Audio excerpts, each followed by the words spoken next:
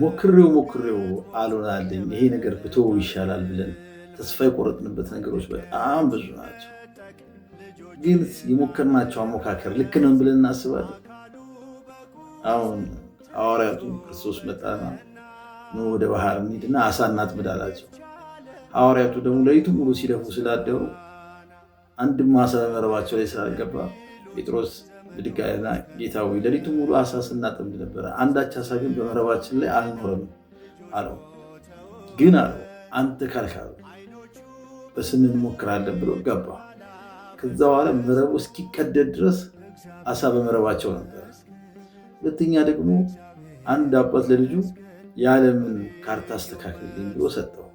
ያ ልጅ በተደጋጋሚ የዓለምን ካርታ ለማምጣት የዓለምን ጥያቄ ለመመለስ ሲደክም ሲጥር ሲለፋ፣ አንዱ ቤት ሲገዛ ድጋሚ መኪና ሲገዛ ደግሞ ሌላ ሆነ ስለ አስቤዛ ሲጨነቅ፣ ስለ ልጅ አስተዳደግ፣ ስለተለያየ ነገር ሲጨነቅ የሚለው ማህበረሰብ ያ ልጅ ደግሞ የዓለምን ካርታ ለማገጣጠም ሲለፋ አሉን አሉ።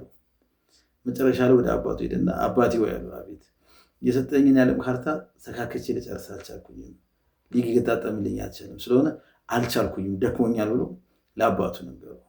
አባቱ መለስ አለና ካርታውን ብቻ ነው ለማስተካከል ያሰብከው? አዎ የሰጠኝ ካርታው ብቻ ነው። አይ እኔ እኮ ካርታውን ሰካክተህ አምጣልኝ እንጂ በየትኛው መንገድ እኮ ካርታውን ማስተካከል ትችላለህ።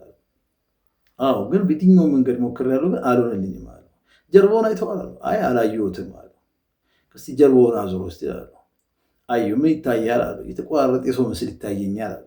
በቃ ጥሩ፣ አሁን ምን ታደርጋለህ? ያን የሰው ምስል ገጣጥመዋል።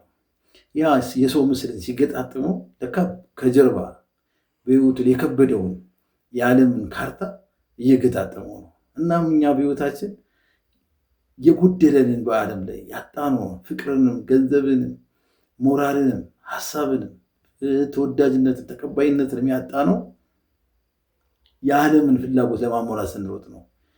የክርስቶስን ፍላጎት እንደ ጴጥሮስ ብናሟላ መረቦቻችን ጠቅላላ በአሳ ይሞሉ ነበረ። የዓለሙን ፍላጎት ለማሟላት ከምንሮጥ ይልቅ ሰው የሚባለውን ሀሳብ ብናስቀድም ዓለም ላይ ያለን ጉዳይ ሁሉ ይሞላልን ነበረ። ሰላም